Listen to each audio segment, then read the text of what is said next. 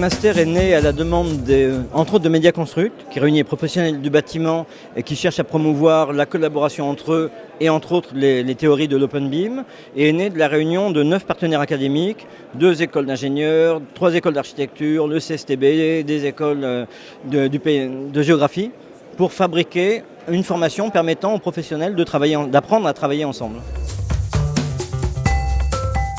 Nous avons des promotions maintenant d'environ 70 personnes qui sont représentatives de l'ensemble des acteurs du bâtiment.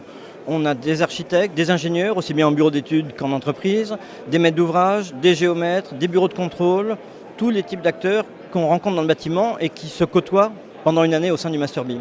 Et c'est peut-être une des spécificités et un des apports particuliers qu'ils se retrouvent pendant un an les uns à côté des autres.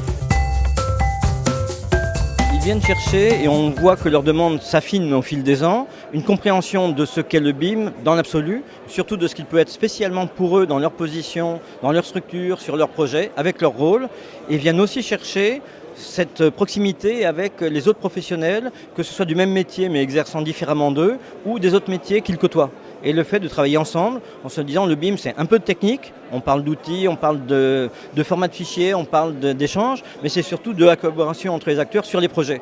Et c'est la bonne façon de mener et d'organiser cette collaboration entre acteurs du bâtiment.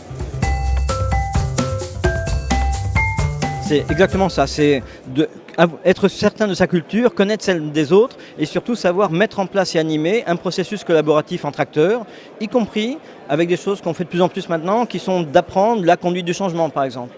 De dire qu'on parle de révolution numérique, de transition, de tout ce qu'on souhaite, qu'il y a des difficultés, qu'il y a des instabilités, il faut en être conscient, savoir comment les surmonter et d'une certaine façon faire naître un petit malaise chez certains d'entre eux pour qu'on le résolve en cours d'année et qu'ils sachent à leur tour, dans leur structure, en tenir compte et faire le nécessaire pour pouvoir développer des projets sans ces appréhensions qu'on voit beaucoup autour de nous.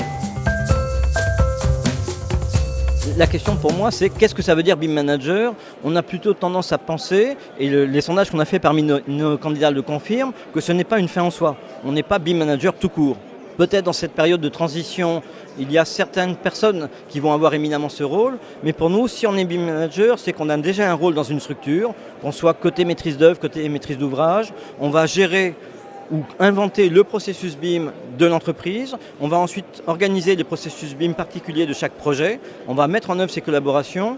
Donc la plupart des candidats sont des gens qui sont avant tout des professionnels qui vont continuer à exercer leur métier grâce et à travers le BIM, parce que c'est maintenant comme ça que ça va se passer à peu près partout, et pour certains d'entre eux, qui vont développer des compétences particulières, qui vont développer des activités secondaires, voire principales, d'assistance à maîtrise d'ouvrage, de conduite de projet, en complément. Mais ce n'est pas le BIM pour le BIM, c'est le BIM au service d'une entreprise ou au service de certains types de projets, de certaines activités.